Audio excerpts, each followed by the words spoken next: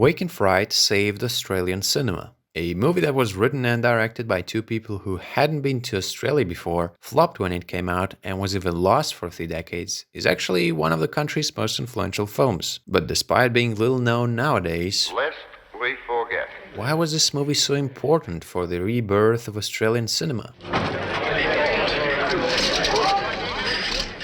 The Australian film industry was virtually dead by the end of the 60s, and most filmmakers worked in television. Feature films were mainly imported, especially from the US. There was growing desire to change that and help define a specifically Australian identity on film. And then Prime Minister John Gordon was a key figure in the expansion of government support for local films. If you are going to build up a local industry, I think you must face the fact that you are going to make feature films. Through feature films, technicians have been trained and gained experience. Based on a popular novel with the same name, the story is about a school teacher in the Australian outback who tries to flee to Sydney, but ends up stranded in a little town of Bundinyaba, where he gradually gets sucked into the shenanigans of the locals that he so despises.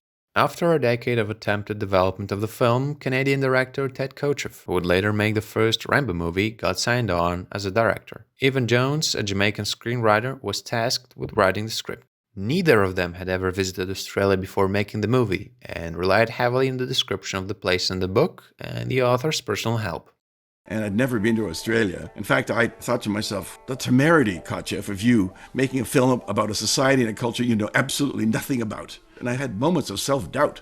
Even though the crew of the movie was Australian, the main production roles were actually held by foreigners, including the leading actors. I guess they wanted some kind of minor name, to play the part, and that was the reason we cast an Englishman rather than an Australian. It was typical at the time. In fact, most productions were organized, funded, and led by the British or the Americans before local government funding was increased. There was also a scarcity of screening opportunities in the country. What made it even more difficult was that Australian films were never the priority, since most cinemas were bought off by Americans and showed American films. That was partially why Wake and Fright didn't have a good theatrical run in Australia in the first place. It wasn't so much that locals didn't want to watch Australian films, it was actually because they weren't shown nearly as much as American or foreign films. Things only started to improve when tariffs were imposed on imported films, which gave a better incentive for Australian venues to show local productions. Despite the initial acclaim by critics, Australian audiences weren't fond of Wake and Fright, refusing to accept how savagely they were depicted in the movie.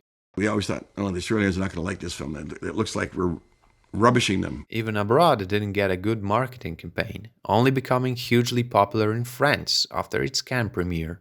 After its release, the movie quickly disappeared, was never talked about, and the original negatives got lost.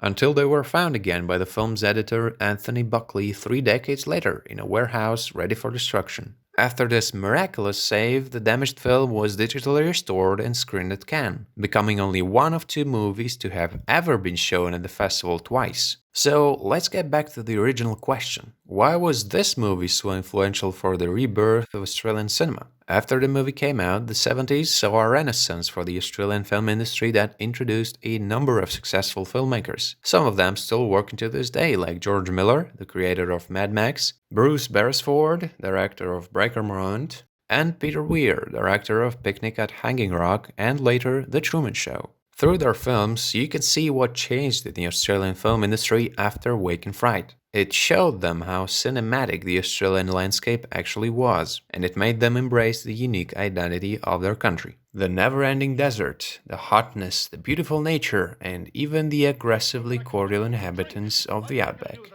I said I'd buy you a drink. You don't have to buy me one. Now drink it down.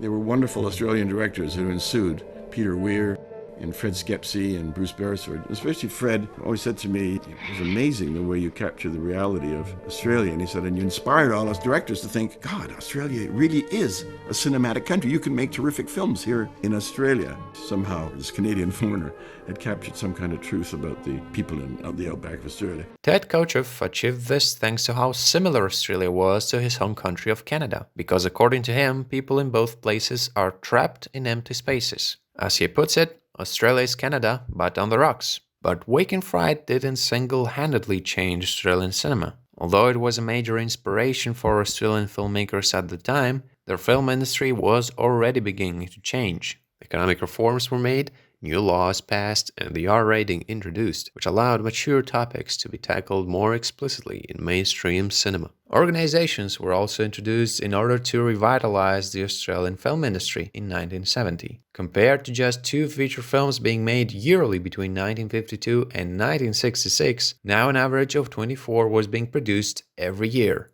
Fright took advantage of the new changes in the Australian film industry, and it was one of the first films to show Australia in a way it was never portrayed before. So, next time you complain that you live in the most boring place ever where there's nothing to film, look around, explore, talk to people, and you might just realize that you actually live in the most interesting and cinematic place in the world.